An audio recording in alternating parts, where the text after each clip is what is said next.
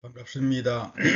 여러분, 오늘은 전편에 이어서 이 시리즈 강연에서는 이제 칼 바르트, 헬무트 골비서, 그리고 프리델 마크바 이쪽에서 이제 이 철학과 인문학이나 또는 뭐 사회적인 이슈와 더불어 어떻게 공공신학의 관점에서 다루어지는가를 검토하고 있습니다.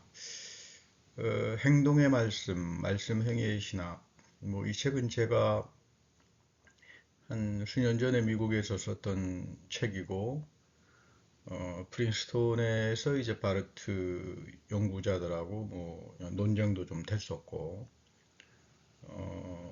그 제 자신이 보는 이제 칼 바르트, 특별히 뭐 이제 이 책을 쓰면서 제가 가장 많은 그 도움을 받은 사람은 안드레아스 팡크리스라고 하는 그 골비처 마쿠바트 선생 오랫동안 한 10년 동안 베를린에서 조교로 있었고 본 대학의 이제 교수였던 분입니다. 원래 이 책을 쓰던 당시에 이제 프리델 마쿠바 선생의 그 서신 교환을 통해서 많은 도움을 받다가 갑작스럽게 돌아가셔서 그 이후에 안드레아스 팡크리치 교수가 이제 이 책을 제가 미국에서 완성시키는데 아주 마지막 그 파이널을 결정하는데 많은 도움을 준 그런 그 저에게는 상당히 추억이 담겨져 있는 그런 책입니다. 무엇보다 바르트는 교회교의학 3의 3권에서 이제 하이데거와 사르트르와 아주 비판적인 대화를 하죠. 또 제가 썼던 이 책에 특별히 사르트르 그리고 시모르 보부아르하고 이제 바르트가 어떻게 이제 대화를 했나 그런 내용을 또 담기도 합니다만은 특별히 19세기 개신교 신학 상당히 그 중요한 책입니다. 바르트의 여기서 이제 바르트가 철학과 인문학을 어떻게 접근하는가 그리고 이 철학과 인문학을 철저하게 신학적으로 이해하지 마라. 1차적으로 바르트는 철저하게 철학과 인문학 그 자체로부터 이해한다. 그 재미있는 이야기가 있죠. 바르트가 세미나를 하는데 슐라이르마하에 대한 그 세미나를 하는데 그 박사과정 학생이 그 바르트가 슐라이르마하에 대한 그 비판적인 입장이랄지 이해를 자기 것처럼 뭐 이제 또 옹호하고 지지하면서 이제 발표를 하니까 바르트가 이제 스탑을 시키고 그 내가 이해한 슐라이르마하는 언급하지 마라. 너가 직접적으로 슐라이르마의 원전을 읽고 너의 이해를 가지고 이 바르트 자신의 해석이나 이해와 다르면 언제든지 비판할 수 있다. 그러니까 이게 이제 바르트가 이 섣불리 철학이나 인문학을 신학화하려고 하지 않는 태도예요. 그 자체로부터 이해한다. 그리고 신학자는 이 성서가 갖고 있는 유대, 크리스찬 그 전통 속에서 어떻게 이들과 대화할 수 있겠느냐. 뭐 이런 입장을 이제 취합니다. 히브리 성서의 토라와 신약 성서의 복음을 이 그리스적 존재론을 위해서 그 영지주의적 세계관으로 뭐 탈취하지 마라. 이건 이제 위험하다. 이런 식의 대화는 항상 성서의 자해가 있고 주제가 있고 또는 뭐 그리스 철학에도 주제가 서로 다르다. 삶의 형식과 철학적, 문화적 형식들이 다르니까 이런 것들을 같이 이제 습합시키지 마라. 그러니까 성서의 자해 이 주제는 바울의 현존제, 하이데가 불트만식의 바울의 현존제로 갖다 붙이기는 어렵고 성서 안에 있는 하나님의 새로운 세계 이런 측면에서 이제 바울이 어떻게 때로는 모세의 토라를 비판하고 동시에 또 이스라엘을 또 수용하고 뭐 이런 쪽으로 이제 접근하는 게 칼바르트의 입장이라고 볼 수 있습니다. 그러니까 하이데거 불트만처럼 존재무 또는 영지주의적 세계관을 가지고 성서 전체를 현존재 분석을 가지고는 볼 수 없다. 그런 경우는 성서 안에 담겨져 있는 내러티브와 그 새로운 세계, 하나님의 은총의 세계는 다 사라져버리고 만다. 뭐 이런 측면에서 이제 헬무트 골비처가 상당히 이제 이런 틀을 가져다가 뭐 지난 시간에 골비처에 대해서 제가 여러 차례 동영상을 올려놨습니다. 그 관심이 있으신 분들은 좀 보시면 되는데 그 골비처 강연을 보신 분이 삶의 의미라고 하는 게 뭐냐 좀 궁금해 하셔서 오늘 제가 이 시간에 좀 언급을 하겠습니다. 이 골비처가 말하는 삶의 의미라고 하는 것은 사회과학의 틀에서 전개합니다. 그러니까 신학적으로 이런 게 아니라 사회과학 쪽에서 또는 철학적인 틀에서 삶의 의미가 뭐냐. 근데 이제 개념 정리가 상당히 중요해요. 진이라고 하는 의미, 뭐 보통 센스로 영어로 번역이 되기도 하고, 뭐 미닝으로 번역되기도 하는데 철학에서 이 프레게 같은 사람은 신이라고 하는 건 뭐 추상적인 거고 그건 죽은 거다. 오히려 베도이퉁이 중요하다. 베도이퉁. 그래서 이제 르게르는 이 후설 전통에서 이 베도이퉁이라고 하는 이건 뭐 중요성 또는 의미라고 하는 말이죠. 이 상호 주관적으로 소통에 의해서 채워져야 되는 의미다. 그러니까 여전히 내가 당신을 만나고 대화를 하면서 서로에게 상대방이 이렇게 생각하고 있구나 그런 내용의 어떤 소통적 의미로 채워지는 게 베도이퉁 의미란 말이고 진이라고 하는 말은 아직 소통 이전에 어떤 문법적으로 또는 뭐 어떤 문장론적으로 그런 정도의 의미를 철학에선 갖습니다. 뭐 볼리케르는 헬무트 골비처하고는 상당히 가까웠던 사람이에요. 그래서 철학적으로는 좀 다릅니다. 이 리케르는 보다도 하이데가 후설 이런 쪽으로 이제 가는 분인데 특별히 그 리케르는 방브니스트라고 하는 프랑스 언어학자의 의미론을 이제 받아들여서 이렇게 신과 진과 베도이퉁을 구분하는데 골비처는 이런 쪽으로 가지 않아요. 골비처가 의미라고 하는 진이라고 하는 말을 쓸 때는 의미를 가능하게 하는 근거가 뭐냐? 이게 성서의 약속을 정보로 삼습니다. 성서 안의 세계 속에서 약속이라고 하는 게 나의 삶의 의미를 가능하다. 그러니까 어떤 분이 그 삶의 의미라고 할 때 왜 진이라고 하는 말은 철학적으로 상당히 이렇게 죽은 의미인데 골비처가 왜 그런 말을 쓰느냐 그렇게 궁금해 하시는 분이 계셔서 제가 좀 설명을 드립니다만은 골비처는 이 삶의 의미를 사회 철학적인 틀에서 전개하지만 신학자로서 여전히 이 삶의 의미는 나에게 그 근거로 작용하는 성서의 약속이 다시 말하면 이 골비처가 쓰는 삶의 의미의 전거 체계가 될 수 있다. 뭐 이렇게 알고 계시면 이 골비처가 칼바르트를 어떻게 수용하면서도 다르게 이 사회과학적으로 또 발전시켜 나가는가 차이를 좀 알 수 있을 겁니다. 어쨌든 하이데거와 사르트르를 보면서 바르트는 이제 하이데거의 인간주의 서한 1947년도에 쓴 아마 이게 사르트르가 실존주의는 휴머니즘이다에 대한 하이데거의 비판적 이제 응답이고 이걸 근거로 해서 하이데거가 이제 프랑스의 뭐 락강이랄지 또는 뭐 많은 사람들에게 이제 영향력을 주는 하나의 이제 계기가 마련이 되는데 뭐 좀 빗나간 이야기입니다만 이때 하이데거의 프랑스에 초청을 하면서 이 나치즘에 대한 물타기 작업을 할 때 가장 이제 비판적이었던 사람이 퐁티였어요. 메릴로 퐁티. 그래서 메릴로 퐁티는 그 세미나에 참석도 하지 않은 그런 일화도 있습니다. 어쨌든 사르트르는 상당히 하이데거를 적극적으로 해석했죠. 퐁티하고는 상당히 다릅니다. 사르트르는. 그래서 현 존재가 본질을 선행한다.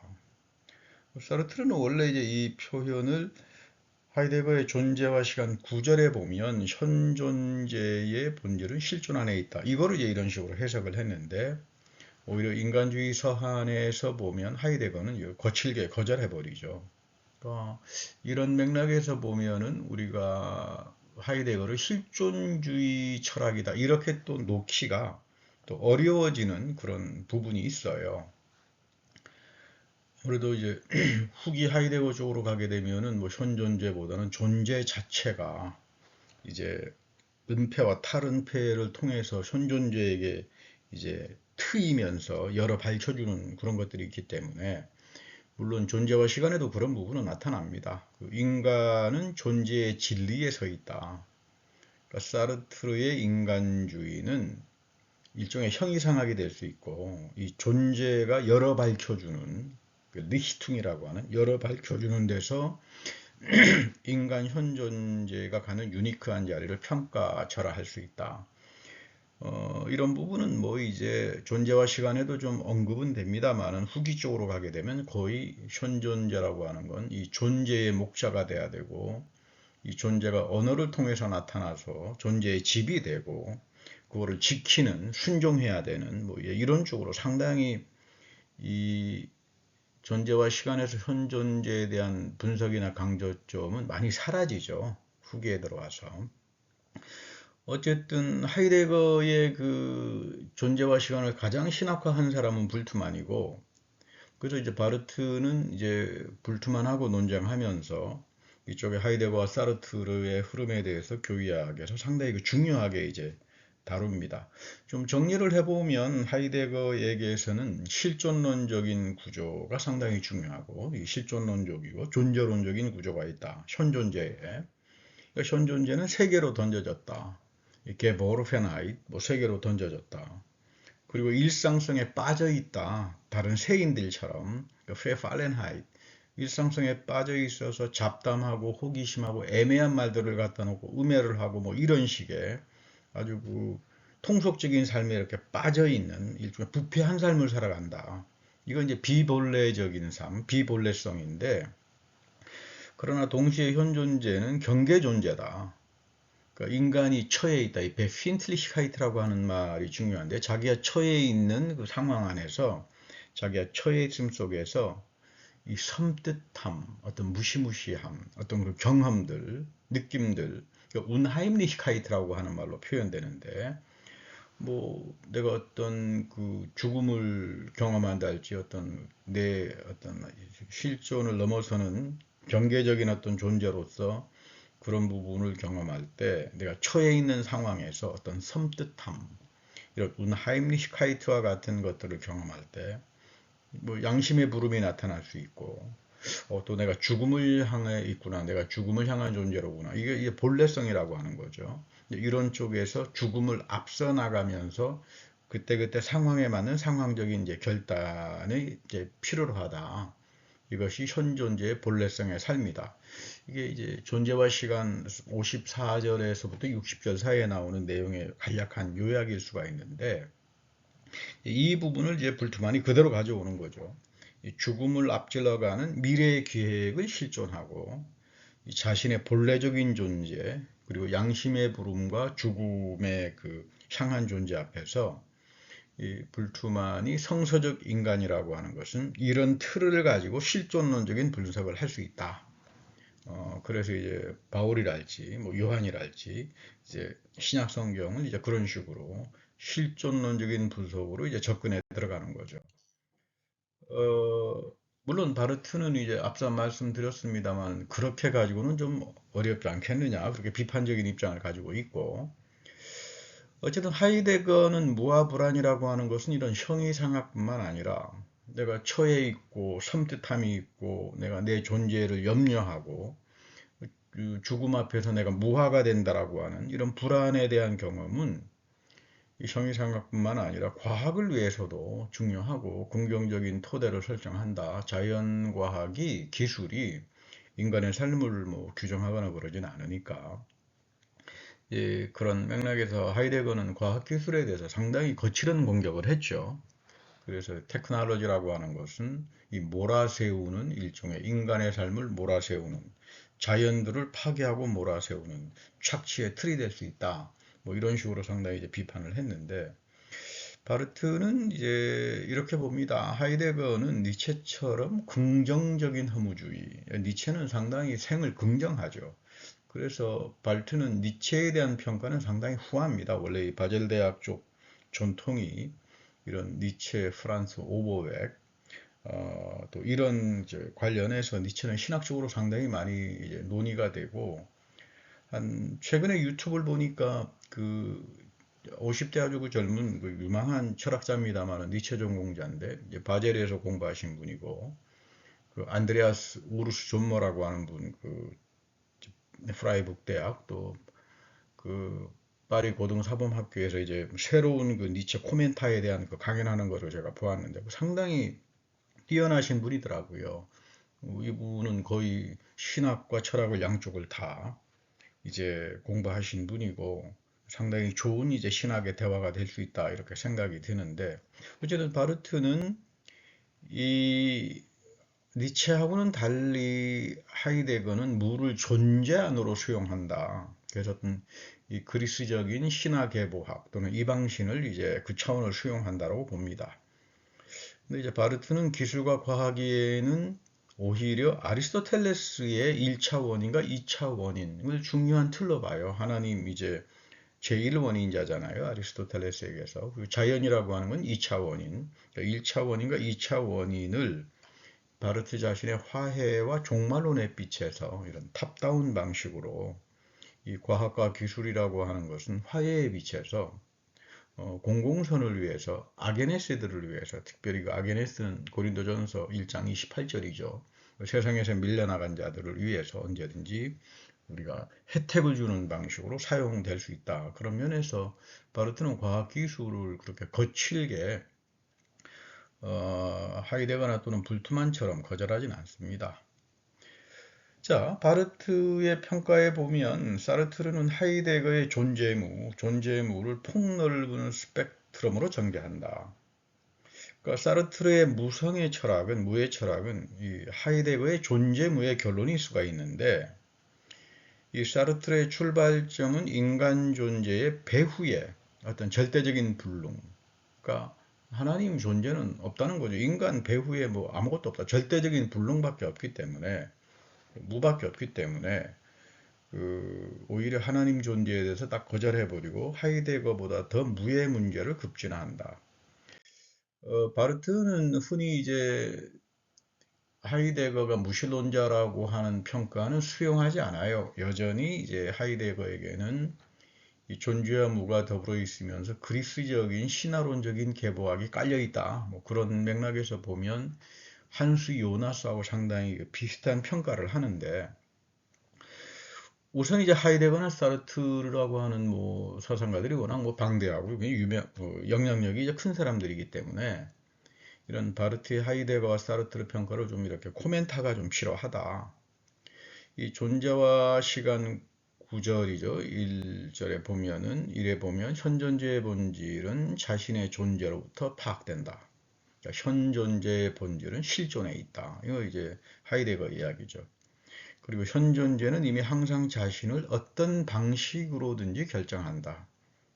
항상 자신을 어떤 방식으로든지 상황적인 결단 안에서. 그래서 결단이라고 하는 게 굉장히 중요하죠. 하이데거에게는. 또 불투만도 뭐 이 본래성을 위한 결단은 뭐 엄청 실존론적인 결단, 뭐 굉장히 강조하잖아요. 불투만도. 그러니까 현 존재에서 내가 되고 존재의 가능성이 되는 거다. 내가 현 존재가 됨으로써. 그리고 현 존재는 각기 그때마다 자신의 가능성이며 자인스퀘넨이라고 하는 말이 참 중요합니다. 자신의 가능성이며 그의 각작성, 예마이니시카이트라고 하는 말인데 각각의 실존성, 각자성이 자신의 고유한 본래성을 선택하는 거다. 이 굉장히 중요한 표현입니다. 이게 이제 자기 이해라고 하는 현존재의 자기 이해라고 하는 건 뭐냐? 각각의 주어진 상황 속에서 자기 결단을 하는 것, 그것이 본래성을 선택하는 것이고 그것이 바로 자기 이해다. 해석학적으로 볼 때 그게 자기 이해다. 이제 이런 식으로 가져갑니다. 그러니까 현 존재는 두 가지 존재 방식으로 나타나는데 본래성과 비본래성. 이 비본래성은 분주함에 빠져 있고 고무된 상태, 자기 이해관계 때문에 또 자기 이해관계를 위해 가지고 이제 그런 어떤 비본래성에 빠져 있는 그 잡담에 쇠인들의 다시 말하면 애매함, 호기심, 잡담에 빠져 있는 이런 데서 자신의 각자성이 결정되고 본래성을 위해서 그래서 현 존재는 이 실존을 위해 본래적인 결단을 해야 되는 그런 이제 존재다. 그런 맥락에서 이런 맥락에서 본다면 존재와 시간에서 어떤 영지주의적인 세계관의 좀 아주 허무적인 부분도 있지만 동시에 현 존재의 자기 결단을 통해서 이제 앞으로 앞서 나가는 그런 또 긍정적인 그런 부분도 이제 있어요. 그런데 사르트르는 존재와 시간 그 9장 1절에서 현 존재의 본질은 실존에 있다. 이 부분을 이제 무신론적 휴머니즘으로 더 급진화를 시키죠. 무신론적인 휴머니즘. 그리고 정치적으로는 뭐 사르트르는 스탈린주의 파시즘 뭐 지지를 했던 사람이고 상당히 이제 그런 걸로 인해서 뭐 아주 가까운 친구였던 메릴러 퐁티와 결별하기도 하고, 그래서 이제 이 사회학자들은 이 일종의 하이데거의 영지주의 파시즘과 이 사르트르 안에 갖고 있는 실존론적인 파시즘이 서로 이제 병행이 되는 거 아니냐, 뭐 이렇게 보는 분들도 계세요. 그러나 뭐 제가 볼 때는 정치적으로는 이제 하이데거하고 사르트르는 상당히 뭐 극에서 극에 서 있는 이제 그런 사람들입니다. 일단 사르트르는 특이하게 헤겔, 스피노자를 전복시킵니다. 헤겔을 상당히 중요하게 또 수용해요. 사르트르는. 사르트르는 헤겔의 소논리학에서 순수 존재라고 하는 것은 절대 부정이다. 그리고 무다. 그러니까 이 헤겔에게서는 규정되지 않는 직접 존재는 반대 방향으로 간다. 즉자적인 존재죠. 지금 규정되지 않는 그대로 있는 존재라고 하는 건 반대 방향, 무로 간다 이 말이죠. 그래서 순수 존재와 순수 무는 동일한 거다. 그러니까 즉자라고 하는 것이 순수 무에서 다시 긍정으로 나오려면 대립과 갈등을 거쳐서 순수 존재와 순수 무가 대립과 갈등을 통해서 매개가 되어서 어떤 새로운 단계의 존재로 이제 발전되는데, 이 사르트르는 이제 존재와 무라고 하는 그 자기 아주 중요한 작품에서 여기 특히 헤겔 한편에서는 하이데거, 다른 한편에서는 이제 헤겔이 이제 무를 어떻게 받느냐. 그래서 무는 스피노자에게서 무는 존재를 부정하는 거죠. 존재를 부정하는 객이다. 그러니까 모든 규정이라고 하는 건 부정이다. 이게 스피노자의 유명한 말이고, 이 스피노자의 모든 규정이라고 하는 것은 부정이라고 하는 말을 이제 헤겔이 수용해서 이 정신현상학적으로 역사 또는 사회학적으로 이렇게 그 부정의 변증법으로 이제 발전시켰는데, 오히려 사르트르는 헤겔 스피노자의 방향을 전복시킵니다. 이게 사르트르가 갖는 상당한 급진성이라고 볼 수 있어요. 모든 규정을 하면 부정이 되는 것이 아니라 부정 자체가 규정하는 거다. 내가 무엇을 부정함으로써 그 상대방에 대해서 즉자적인 그 대상에 대해서 그의 규정을 주는 거다. 이런 식으로 거꾸로 이제 뒤집어 놓죠. 이게 무슨 소린가? 왜냐하면 존재라고 하는 것은 나 현존재는 부정하는 자유를 갖는다. 그러니까 나의 이 존재의 부정, 현존재의 부정으로부터 무라고 하는 것은 효과를 산출한다. 그러니까 상당히 하이데거하고는 반대 방향으로 가기도 하고 헤겔하고도 상당히 반대 방향으로 갑니다. 물론 하이데거, 헤겔을 수용하지만, 그러니까 존재는 무를 필요로 하지 않는다. 존재는 무는 존재의 부정으로부터 나오는 거니까. 그러니까 무라고 하는 것은 존재를 부정함으로써 자기 존재를 갖는다. 재미있는 말이죠. 그러니까 비존재라고 하는 것은 무는 존재의 표면에서만 존재한다. 그러니까 무가 존재를 엄습한다. 나는 타자를 부정할 수 있는 무하의 자유를 가지고 있는 사람이다. 그러니까 이 헤겔이 존재무라고 하는 건 되어감의 변증법인데, 이 사르트르에 의해서 하이데거적으로 변형이 되는데, 또 그렇다고 해서 하이데거식으로 존재무를 어떤 접합되어서 나온다기보다는 인간의 현존재가 절대적이고 온전한 자유를 가져서 상대방을, 즉자적인 상대방의 존재를 무화시키고 부정할 수 있는, 그래서 나의 부정의 행동이 타자를 규정해주는 쪽으로 나갈 수 있다. 뭐 이런 맥락에서 보면 상당히 이렇게 현존재의 자유와 타자를 부정할 수 있는 어떤 온전한 자유, 이런 자유를 상당히 많이 강조한다고 볼 수 있어요. 이 책은 뭐 최근에 그 사르트르하고의 대화라고 하는 그 동료였던 사람 이제 편집을 해서 이 사르트르하고 취했던 인터뷰를 정리해서 나온 책인데 재미있는 내용들이 많아요. 여기에서도 보면 현존재가 절대 자유에 입각한다. 그러니까 하이데거는 현존재가 절대 자유를 갖는다고 보지 않죠. 절대 자유는 존재 자체로부터 이제 트임과 밝힘을 통해서 나를 해명해 주는데, 그러니까 절대 자유에 입각해서 내가 부정함으로써 사물을 규정한다. 그런데 이제 헤겔 같은 경우는 절대 자유에 대해서 상당히 혹독하게 비판했어요. 왜냐면 그 프랑스 혁명의 공포 정치로 규결된다.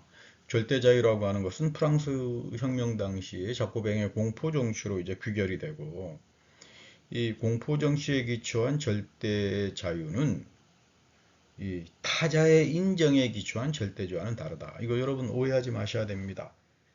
항상 이 해결에게 있어서 절대라고 하는 개념은 타자를 인정하는 쪽으로 관계적 총체 안에 담겨져 있지, 이런 프랑스 혁명 당시에 작고뱅의 공포 정시로 귀결되는 것은 절대 자유다. 그거는 타자에 대한 인정이 없잖아요. 근데 이제 사르트르는 이제 이런 부분을 보다 더 급진적으로 이제 해석하는 그런 경향을 보입니다.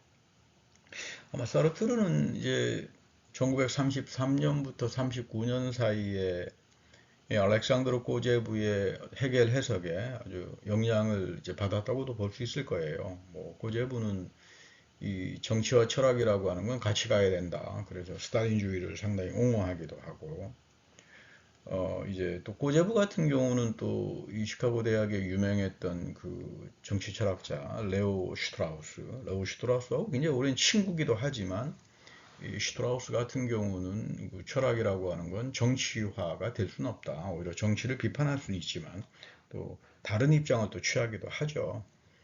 어쨌든 사르트르는 1970년도 집피, 이 일종의 상당히 그 마오이즘에 기초한 프롤레타리아트 그룹인데, 여기에 이제 불법적으로 인민재판관 역할도 했다고 이 말에서 나오고, 뭐 혁명이라고 하는 건 테러와 고문을 필요로 한다. 뭐 그런 면에서 이 해결과는 달리 프랑스의 그 공포 정치를 옹호하고, 재밌는 거는 이 바데마인호프 테러 그룹, 독일의 이제 바데마인호프 그 상당히 그 시끄러웠었죠. 1970년도에 뭐 아주 그 테러리스트 그룹을 지지하고, 이런 것 때문에 도대체 사르트르의 입장은 정치적 태도가 좀 비일관적이다, 이런 어떤 개념적 명료함이 결여되어 있지 않느냐. 이 인터뷰 책에서도 보면 사르트르 표현이 거의 자기는 그 당대에 1973년도만 하더라도 프랑스는 거의 혁명 직전이었고, 뭐 독일 같은 경우도 그랬고, 그 뭐 정신을 못 차릴 정도로, 특별히 왜 바데마이너호프라고 하는 그런 테러리스트 그룹을 이제 지지하고 그랬느냐. 아마 그 당시에 1973년도 전후에 그 베를린에서 베트남 전쟁에 대한 반대 그 컨퍼런스에 이제 참여했을 때, 거기서 이제 그 울리케 마이노프는 유명한 이제 그 저널리스트였어요. 잘 알려진 젊은 저널리스트였는데, 이제 거기에서 어떻게 이제 서로 공동 서명을 하기도 하고, 이 베트남 반대 전쟁에 물론 거기에는 뭐 촘스키도 있었고요. 뭐 헬무트 골비초도 관여가 돼 있었고 그랬는데, 이 바데마인 호프에 대해서 이제 헬무트 골비처 같은 경우는 이제 칼바르트의 제자로서 상당히 그 중요한 그 정치적 연관성을 가지고 있어요. 골비처는 학생운동이 테러리즘으로 가는 것에 대해서는 상당히 비판적이었던 분이에요. 근데 이제 이 저널리스트 울리케 마인호프는 이제 개신교 가정에서, 독실한 기독교 가정에서 자란 사람인데, 이 저널리스트로 있다가 그 팔레비 그 저기 그 왕과가 이제 방문했을 때, 팔레비 왕이 베를린에 이제 방문했을 때, 이제 경찰이 그 베를린 대학 오네지오르크라고 하는 학생 그 뒤에 총을 쏘아서 그 사건이 터지면서부터 이제 이 울리케 마인호프는 이제 거의 급진적인 운동으로 이제 전향이 되는데, 이제 그 골비처도 개인적으로 또 그 당대 이제 독일 대통령이었던 분도 그 이쪽 마이네케하고는 이제 잘 알고 있었던, 이제 그래서 이 감옥의 목회자로서 이제 감옥을 방문하기도 하고 편지 교환도 했는데, 이제 이 일로 인해서 골비처는 상당히 세인들로부터 이제 비판을 당했죠. 근데 그 추모식에서 이런 말을 합니다. 이제 울리케는 타자의 비참을 자신의 삶에 영향을 미치도록 허용한 사람이었다. 물론 이제 테러를 사용한 건 잘못이지만, 그 일로 인해서 그렇다고 해서 이 울리케가 살려고 노력했던 그거 자체가 이제 그 같이 하락이 돼서는 안 된다. 하나님의 사랑의 평화 가운데 이제 그녀가 있음을 나는 본다. 뭐 이런 식의 이제 추도사를 하기도 합니다. 자, 어쨌든 이 후설과 사르트르에 대한 부분을 좀 살펴보겠습니다. 이 세계의 존재 안에 무가 현 존재에 직면한다. 그리고 불안과 공포가 인간의 삶에 현상한다. 이건 이제 하이데거의 이제 입장이죠. 해결과는 달리 존재의 부정을 통해서 무가 다른 존재를 만들어간다. 이거 무하라고 표현하는데 어, 존재는 영구히 타자에 대한 무아의 과정을 거친다. 이거는 이제 사르트르의 입장이라고 볼 수 있습니다. 그러니까 이제 무는 인간의 자유를 통해서 부정으로서 세상에 다가온다. 그러니까 무는 하이데거처럼 어떤 존재적인 신적인 그런 기능이 아니라 이 현존재의 자유 안에 타자를 부정함으로써 세상에서 이제 나타날 수 있고, 자유는 인간의 본질을 선행하고 그리고 가능하게 만들고, 이 본질은 자유 안에서 판단 중지된다. 그러니까 인간 본질을 선행한다. 자유가 이 선험적 자유라고 하는 거죠. 이 부분을 가지고 이제 사르트르의 이제 그 뭐 파트너였던 시모노 보부아르는 이제 그 당대 페미니즘을 또 이제 이런 식으로 또 발전시키기도 했죠. 뭐 다음 시간에 제가 시모노 보바르를 칼바르트가 보바르의 그 페미니즘을 어떻게 봤느냐는 언급할 수 있게 됩니다만은 어쨌든 사르트르에게서 자유는 타자를 위해서 즉자 상태를 부정한다. 어떤 타자가 있는데 이 사람이 전혀 계몽도 되어 있지 않고 그저 뭐 일상성에 빠져가지고 잡담에 빠져가지고 인간 본래성을 잃어버리고 산다면 이거를 계몽하고 이 상대들을 부정해서 대타적인 존재로 나가게 한다. 타자를 위해서 책임성을 갖는 존재로 이제 만들어가야 한다. 자유라고 하는 건 그런 거다 이 말이죠. 그러니까 타자를 위한 나의 존재와 책임성은 부정과 무를 통해서 사회에 안가주망한다. 그러니까 이 재미있는 거는 이제 후설적인 영향이 또 나타나요. 사르트르에게는. 그러니까 사르트르는 한편에서 후설, 한편에서 하이데거, 또 한편에서 이제 헤겔 이런 것들을 갖다 놓고 독특하게 자신의 이제 선험적 자유론을 이제 발전시킨다고 볼 수 있습니다. 뭐 그래서 실존주의는 인간주의다. 후설에게는 지향성과 판단 중기라고 하는 게 상당히 중요하죠. 뭐를 지향하느냐, 나의 의식이 무엇을 지향하느냐, 나의 신체가 무엇을 지향하느냐, 그리고 주어져 있는 것들에 대해서는 판단 중지하라, 태도 변경을 해야 되고, 그러니까 사르트르에게서는 이런 지향성과 판단 중지가 나를 직면하는 타자에 대한 부정, 이 즉자적으로 있는 일상성에 빠져 있는 이 타자를 부정하고 무하의 자유로 이제 새롭게 설정된다. 그런데 후설은 좀 달라요. 후설은 신체 지향성, 그 이념 2라고 하는 그 작품에서 보면 오히려 나의 신체는 타자를 이제 지향하고 타자와 공감하고 사랑의 윤리를 말하고 타인과 더불어서 보다 나은 세계를 만들어 가는데 책임적인 비판과 해방의 기획으로 나간다. 그러니까 이 부분은 사르트르가 아니라 이 퐁티의 지각의 형상학의 아주 중심으로 들어오죠. 근데 사르트르는 이 후설의 신체 지향성과 이 판단 중기의 문제, 이념 2에서 나타나는 그 부분에 대해서는 거의 뭐그 언급이 안 되는 것처럼 보여요. 자, 타자의 시선. 사르트르는 타자를 무하로 제거해 버립니다. 타자는 즉자적인 존재니까. 나를 향한 타자의 시선은 나에게 수치와 지옥으로 현상되기도 하고, 그래서 해결은 타자에 대한 인정을 굉장히 중요하게 여겼는데 이 인정 문제는 타자와의 관계에서 수치스러움으로 파악된다. 그러니까 나는 타인과 갈등과 분노를 하고 대립과 투쟁으로 들어가며 지옥은 오히려 뭐 타인들이다. 위클로우라고 하는 다틴 방에서 이제 아주 유명한 그 이야기를 하죠. 물론 이 부분에 대해서는 당대에 뭐 가장 강력하게 비판했던 사람은 레비나스예요. 그 사르트르의 실존주의와 존재의 본래성, 진정성은 이 철저한 반유대주의적이면서 파시즘적인 형태를 가지고 있다. 뭐 이런 비판도 하고 오히려 레비나스는 타자의 얼굴을 통해서 우리는 타인의 무하, 살해가 아니라 하나님의 음성을 듣는다. 그러니까 타자성이라고 하는 타자들은 하나님의 그분성, 일리어티, 하나님의 그분성 아래 서 있고, 그래서 우리는 하나님을 향해서 당신으로 기도하지만 끝날 때는 그분으로 끝난다. 그분송으로 끝난다. 이건 이제 상당히 레비나스가 갖고 있는 유대적인 이제 현상학적인 타자의 얼굴을 통한 이제 현상학이라고 볼 수 있는데, 사르트르하고는 상당히 이렇게 많이 이제 다르죠. 자, 어쨌든 사르트르는 이런 질문을 합니다. 헤겔에게 매개를 무화하고 부정하는 근거는 뭐냐?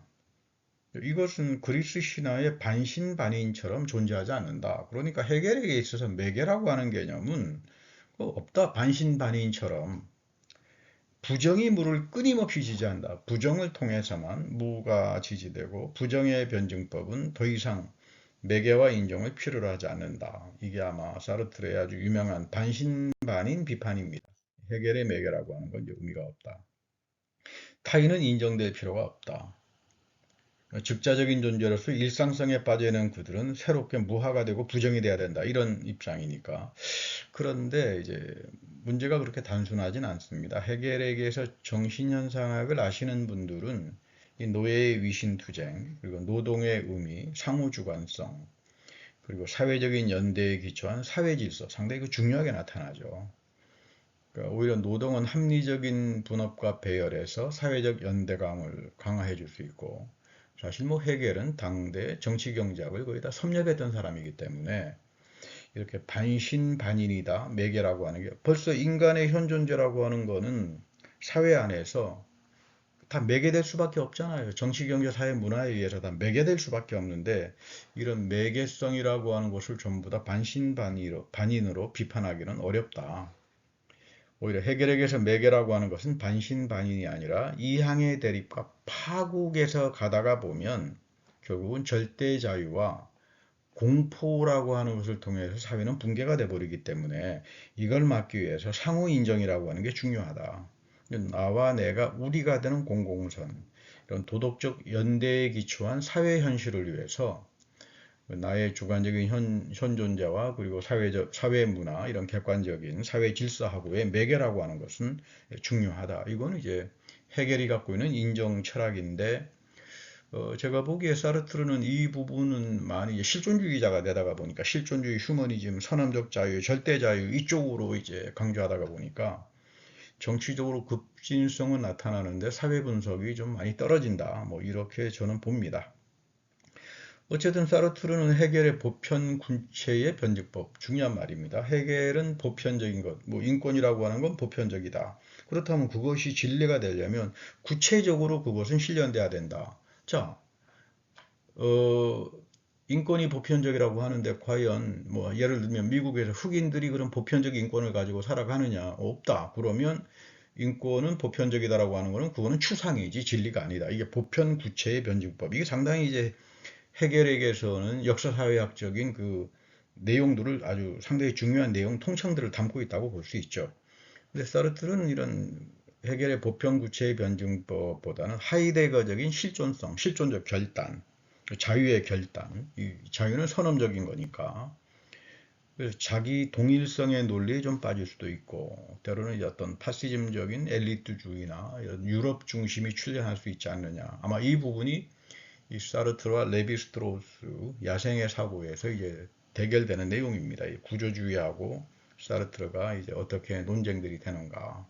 자, 대략 이 정도의 배경과 코멘타가 이제 다음 시간에 이어서 칼바르트가 이 사르트르와 하이데거를 이제 어떻게 신학적으로 또는 철학적으로 보고 있는가. 그거를 이해하는데 좀 좋은 어떤 이해를 위한 배경이 될 겁니다. 네, 감사합니다. 다음 시간에 뵙도록 하겠습니다.